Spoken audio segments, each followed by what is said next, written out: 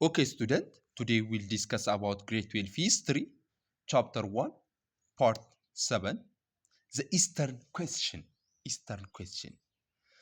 እሺ ተማሪዎች ዛሬ የምናየው የ12ኛ ክላስ ሂስትሪ ሲሆን ሂስትሪ ዩኒት 1 ክፍል 7 እናያለን። the Eastern question የሚለውን እናያለን ማለት ነው። so in the previous lesson student ባለፉት ክላሶች ተማሪዎች ምን አይተናል?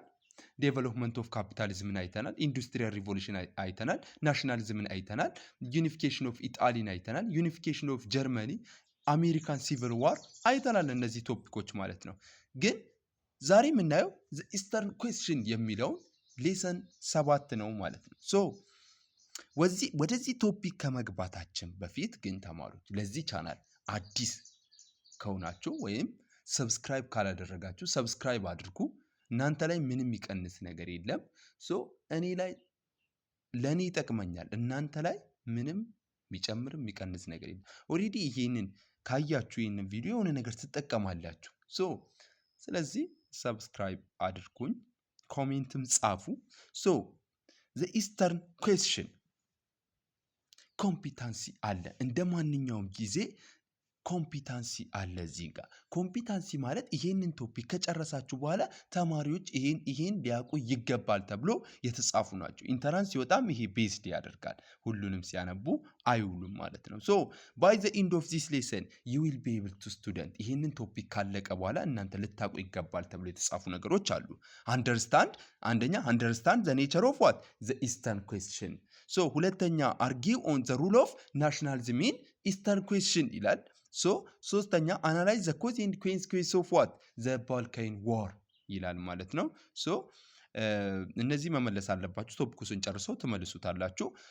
ብሬን ስቶርሚንግ ኩዌስችን አለ። ብሬን ስቶርሚንግ ኩዌስችን ማለት ለዚህ ቶፒክ የሚያዘጋጃችሁ ነገር ነው። አይምሯችሁ ክፍት ያደርጓል ለዚህ ቶፒክ። ይሄንን ብሬን ስቶርሚንግ ኩዌስችን ከመለሳችሁ ማለት ነው። ዋት ዱ ዩ ናው አባውት ኢስተርን ኩዌስችን፣ ስለ ኢስተርን ኩዌስችን ምን ታውቃላችሁ ነው የሚለው። ሁለተኛ ዋት ዌር ዘ ኮዝ ኤንድ ሪዛልት ኦፍ ዘ ቱ ባልካን ዋር፣ የሁለቱ ባልካን ጦርነቶች አሉ። ሁለት የባልካን ጦርነቶች አሉ። የነሱ ምክንያታቸው ጦርነቱ እንዲጀመር ያደረገው ምክንያት እና ኮንሲኩዌንሱ ምንድን ነው፣ ሪዛልቱ የሚለውንም አብራሩ ነው የሚለው። ምንድን ነው የሚለው። ሶ ወደ ቶፒኩ እንሂድ። ዘ ኢስተርን ኩዌስችን meant what would happen to the Ottoman Empire in the Balkan and elsewhere as Ottoman power decline ይላል። ኢስተርን ኩዌስችን ማለት ኦቶማን ኢምፓየር ከወደቀች በኋላ የኦቶማን እስቴቶች ወይንም የኦቶማን እስቴቶችና የያዘቻቸው ቦታዎች ምን ይሁኑ የሚለው ነው ማለት ኢስተርን ኩዌስችን የሚባለው ማለት ነው። ሶ ኢን የምዕራባዊ ጥያቄ ማለት ነው። የምዕራባውያን ጥያቄ እንደማለት ነው። ኢስተርን ኩዌስችን ማለት ኢን ዘ ባልካን ዘ ኦቶማን ኢምፓየርስ ዋዝ ትሪትድ ባይ ሚሊታንስ ኦፍ ባልካን ናሽናል ሙቭመንት ባክድ ዩዥዋሊ ባይ ራሽያ ይላል። ምን መሰላችሁ? በባልካን ኢን ዘ ባልካን ዘ ኦቶማን ኢምፓየሮች ምን ይሆኑ ነበር? በጣም ትሪት ይደረጉ ነበር። በጣም የባልካን ናሽናል ሙቭመንት ተቀስቅሶ ነበር። ይህም ደግሞ ባልካኖች የሚደገፉት በራሽያ ናቸው። ባልካን የሚባሉ አሉ፣ እናያቸዋለን። ወደ ታች ስቴቶች አሉ። እነ ሰርቢያ ናቸው፣ እነ ሞንቴኔግሮ፣ እነ ቡልጋሪያ የመሳሰሉ ስቴቶች ናቸው። በኦቶማን ስር የነበሩ ናቸው። እነሱ ደግሞ የናሽናል እንቅስቃሴ ናሽናል ሙቭመንት ያደረጉ ናቸው። ሶ ስንጀምርም አውርተናቸዋል ስለ እነዚህ ስቴቶች። ስለዚህ እነዛን ያደረጉ ናቸው። ይሄን ደግሞ የሚደገፈው በራሽያ ነው ማለት ነው። So, in particular, the Eastern question was an issue of political and economic instability in Ottoman Empire from the late 18th to early 20th century.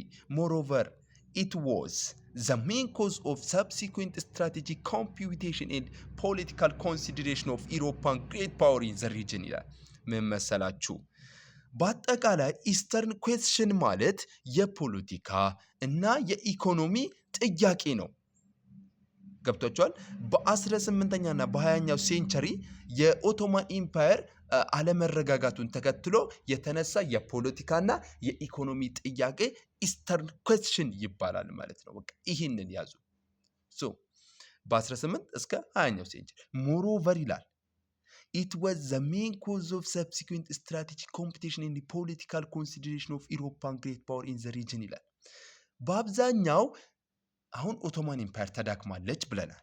ሶ ኦቶማን ኢምፓየር ስትወድቅ ማያዘው ቦታውን የሚል የኮምፒቲሽን ውድድር ነው። ስትራቴጂክ የሆነ ኮምፒቲሽን ውድድር ነው እና የፖለቲካ ዓለም ወይንም ፖለቲካዊ ምክንያት ነው ማለት ነው። ሶ ግሬት ፓወር አሉ ያ ኦቶማን ኢምፓየር ስትወድቅ እኔ ልቆጣጠረው አንተ ትቆጣጠራለህ የሚል ፉክክር ነው ማለት ነው። ኢስተርን ኩዌስችን ማለት ይሄ ነው።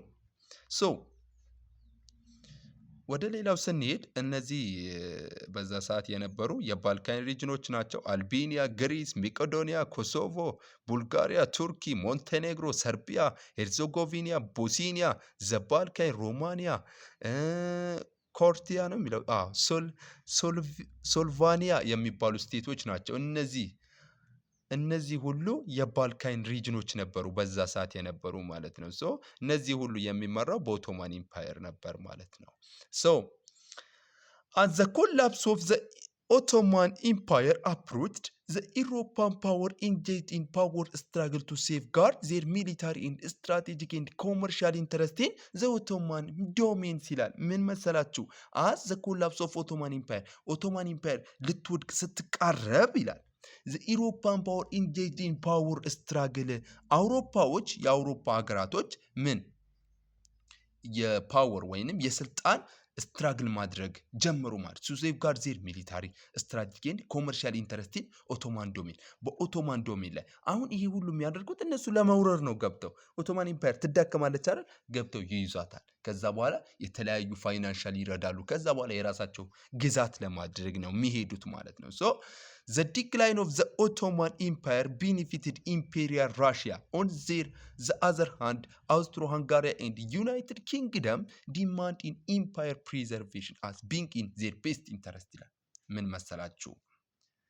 የኦቶማን ኢምፓየር መውደቋ የራሽያን ለራሽያ ጥቅም ነው። ኦቶማን ኢምፓየር ስትወድቅ ማለት ነው። ኦን ዘ አዘር ሃንድ ይላል አውስትሮ ሃንጋሪያ እና ዩናይትድ ኪንግደም ደግሞ ኢምፓየሯ እንደገና እንደምታቋቋም ነው የሚፈልጉት ማለት ነው። እንድትቋቋም ነው የሚፈልጉት፣ እንድትወድቅ አይፈልጉም ማለት ነው። ሶ በዚህ ነው ግን ለራሽያ ይጠቅማታል ማለት ነው።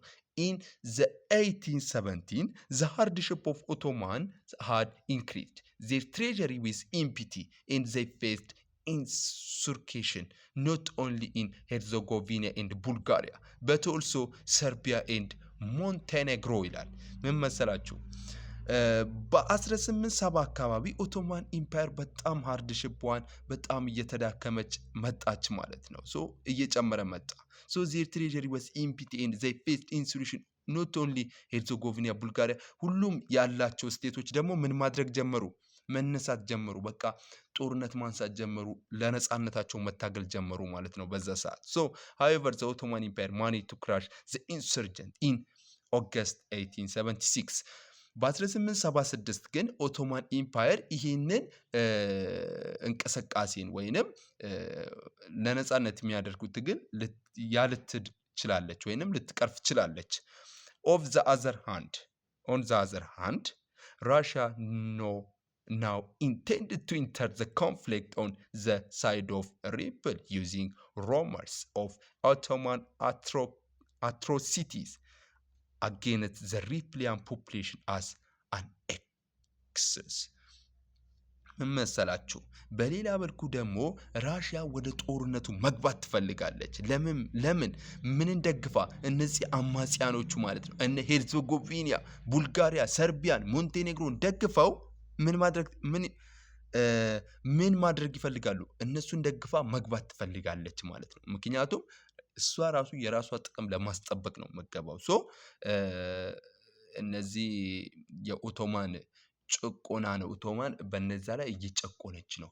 እርግጥ ኦቶማኖች በዛ ሰዓት እነዚህን ሀገሮችን ያይሉ ነበር። ግን ራሽያ የገባችው በዛ ምክንያት አድርጋ እሷ ኮሎናሊዝም ለማካሄድ ነው ምገባው ማለት ነው። የትኛውም ሀገር በዛ ሰዓት እንደዚህ ነበር የሚያካሄደው።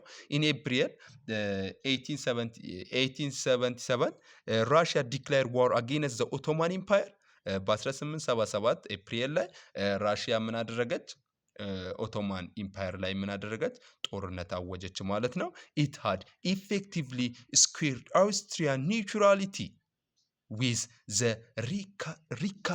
ሪካስትድ agreement of July 1871, under which Ottoman territory captured during the war would be partitioned between Russia and Austro-Hungarian Empire, with latter obtaining Bosnia and Herzegovina ይላል። ምን መሰላችሁ?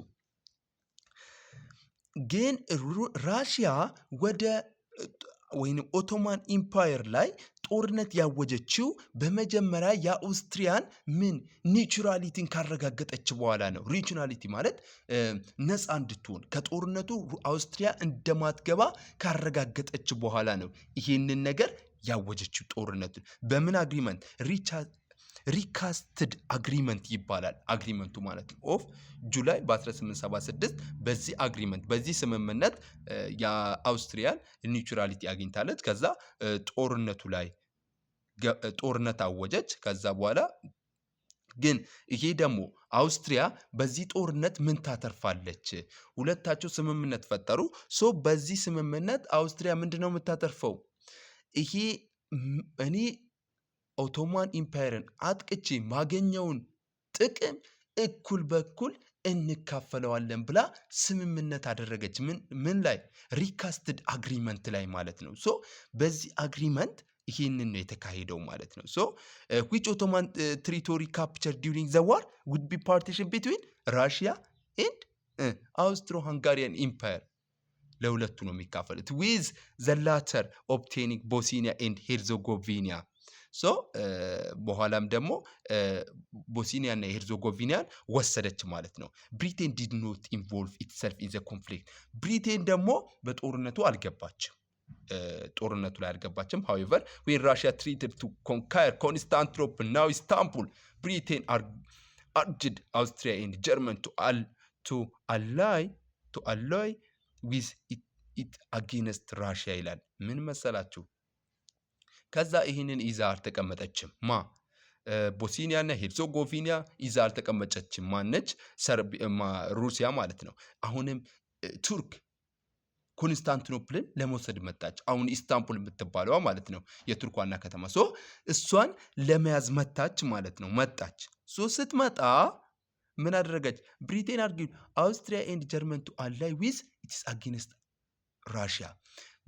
በራሽያ ላይ አውስትሪያ እና ጀርመኒ በሩሲያ ላይ እንዲነሱ ብሪቴን አስማማቻቸው ማለት ነው። ሶ ራሽያ negotiation peace through the Stefano 3 March 1878 which stipulated independence for Romania, Serbia, Montenegro, autonomous for Bulgaria, reforming Bosnia, Herzegovina, ceded to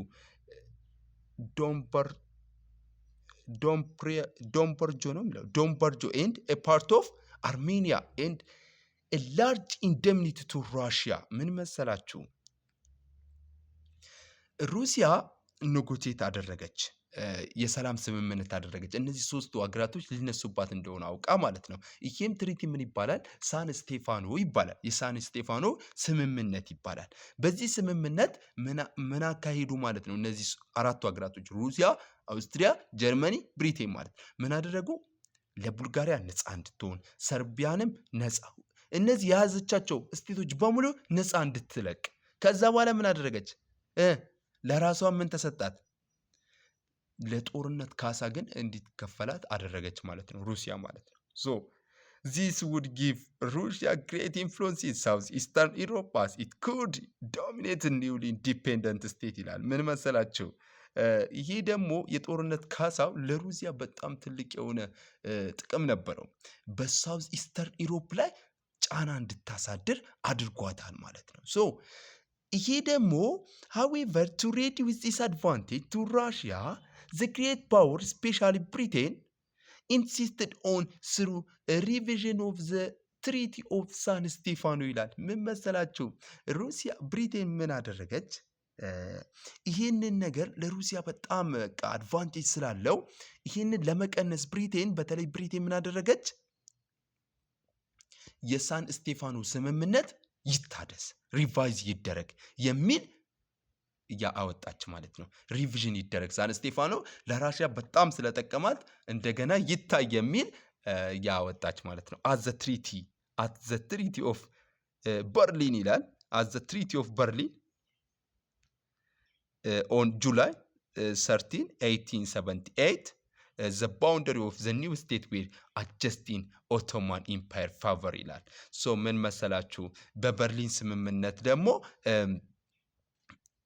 ኒው ስቴቶች ወይንም ወደ ኦቶማን ኢምፓየር እንዲጨመሩ ተደረጉ ነው የሚለው። ሶ ቡልጋሪያ was divided into two states ቡልጋሪያ and ኢስተርን ሮማሊያ። ቡልጋሪያ ወደ ሁለት ተከፈለች። ቡልጋሪያ was divided into two states ቡልጋሪያ and ኢስተርን ሮማሊያ በማለት ወደ ሁለት ተከፈለች ማለት ነው። ይሄ ሁሉ የሚደረገው ለሩሲያ ትልቅ ተጽዕኖ እንዳታሳድር ነው ማለት ነው። as it was feared that a single state would be a susceptible to Russian domination ይላል። ይሄ አንዱ ስቴት በጣም ለራሽያን ሩሲያ በጣም ዶሚኔት እንድታደርግ ያደርጋታል ብለው ለሁለት ከፈሉት ማለት ነው። ቡልጋሪያ ራሱ ማለት ነው። ሶ ቦስኒያ ኤንድ ሄርዞጎቪና were transformed to Austrian control ይላል። ቦስኒያ እና ሄርዞጎቪና ወዴት ተሸጋገረ? ወደ አውስትሪያ ተቀላቀለ። ቦስኒያ እና ሄርዞጎቪና ለአውስትሪያ ተሰጠ። ላተር አውስትሮ ሃንጋሪያን took advantage of Ottoman crisis to annex two province in 1908 ይላል። በኋላ አውስትሮ ሃንጋሪያን አድቫንቴጁን ወሰደች ወይንም በጣም ትልቅ የሆነ አድቫንቴጅ አገኘች። ኦቶማን ክራይስት ቱ አኔክስ ቱ ፕሮቪንስ ኢን በ1908 ላይ አውስትሪያ የኦቶማን ኢምፓየር ሁለት ግዛቶችን ወስዳለች። ይሄ ምንድነው አሁን የተሰጣቱ ማለት ነው። ማናማ ቦስኒያ እና ሄርዞጎቪና የሚባሉ ስቴቶች ሁለት ስቴቶች በመውሰድ ትልቅ አድቫንቴጅ የወሰደችው አውስትሮ ሃንጋሪያ ሆነች ማለት ነው። ሶ ዚስ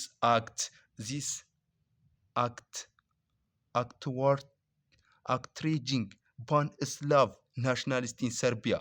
So ይሄ ስፕሊንግ በጣም ነው የሚከብደው። pan-Slav nationalist in Serbia who had long seen Serbia and anticipated a merge with Bosnia in Union of Southern Slav ነው የሚለው። ሶ ይሄ ደግሞ የማን ይቃወማል? አሁን እነ ሰርቢያ ወይንም ሰርቢያና ሩሲያ ምን አላቸው? የራሳቸው የሆነ አንድ ቋንቋ ነው የሚያወሩ። ፓን ስላቭ ናቸው፣ የስላቭ ዘር ናቸው። ሶ ያንን ይቃወማል ማለት ነው። ሶ አውስትሮ ሃንጋሪያ ግን አይደለችም።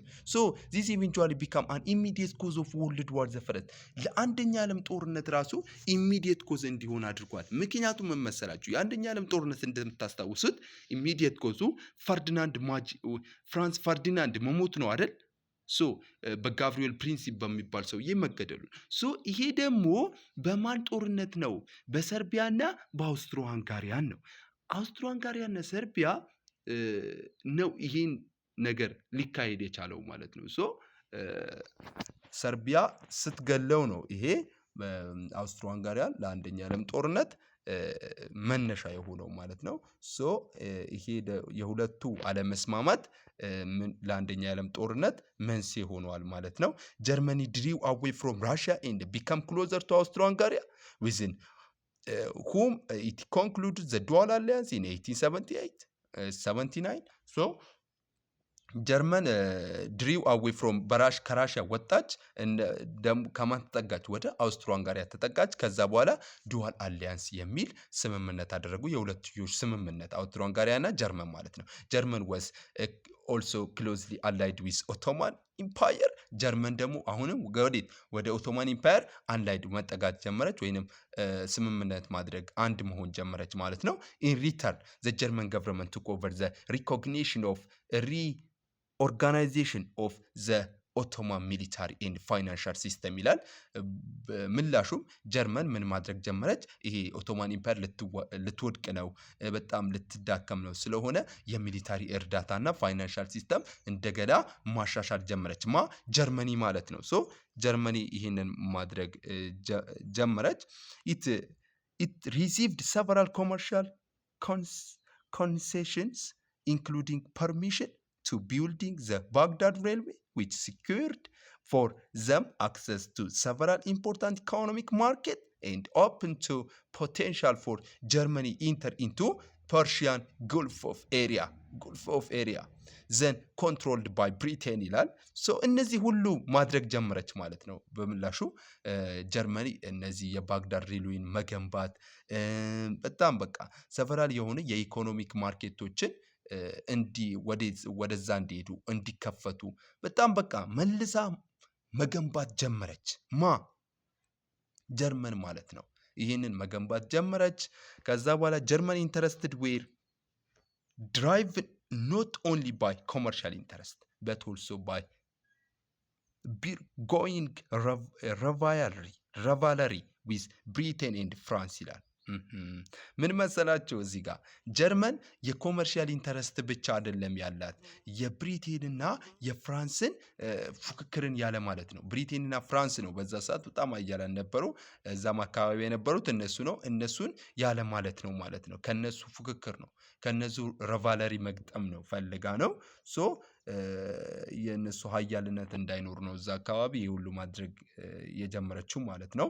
meanwhile Britain agreed to entente cordially with France in 1904 thereby resolving difference between the two countries over international affairs ምን መሰላችሁ ብሪቴን ኢንቲንት ኮርዲያል የሚል ስምምነት አደረጉ። ይሄም ማለት ምንድነው? በ1902-04 ላይ ብሪቴንና ፍራንስ መጀመሪያ ስምምነት አልነበራቸውም ወይንም አይስማሙም ነበር። ግን ስምምነታቸውን ፈተው ኢንቲንት ኮርዲያል የሚል ስምምነት ተስማሙ። የውስጣቸው የሆነ ስምምነታቸውን ፈቱ ማለት ነው። ሶ አንድ መሆን አለባቸው ምክንያቱም እያጠቃች ነው ጀርመን ማለት ነው። ብሪቴን also made peace with Russia in 1907 with Anglo-Russian entente ይላል። ብሪቴን ምን አደረገች? ስምምነት ከራሲያን ጋር ስምምነት ፈጠረች በ1907 ማለት ነው። with Anglo-Russian entente ይባላል። የራሽያና የማነው የአንግሎና የራሽያ ስምምነት የሚል ሁለታቸው እንግሊዝና ራሽያ ምን አደረጉ? ስምምነት ፈጠሩ በ1907 ማለት ነው። ሶ በዚህ እያለ ወደ አንደኛ የዓለም ጦርነት ይሄዳል ማለት ነው። ትሪፕል አሊያንስ እና ሁለት ጎራ ይፈጠራል። አሁን ሄዶ እናያቸዋለን ማለት ነው። ወደ አንደኛ የዓለም ጦርነት ሲሄድ ማለት ነው። ሶ ሌላኛው ባልካን ዋር ነው። የባልካን ጦርነት ነው። ሶ ይህንንም እንጨርሰው ከመቆማችን ይህንንም ጨርሰን እንሂድ። ሶ the Balkan War in 1912 up to 1913 ያለውን የባልካን ጦርነት እናያለን ማለት ነው። The Balkan War were two successive military conflicts that took place in Balkan Peninsula in 1912 up to 1913 that deprived the Ottoman Empire of all its remaining territory in Europe except what a part of Thrace and the city of Adrianople ምን መሰላችሁ? የባልካን ጦርነት የተካሄደው በሁለት two military successive conflict ነው።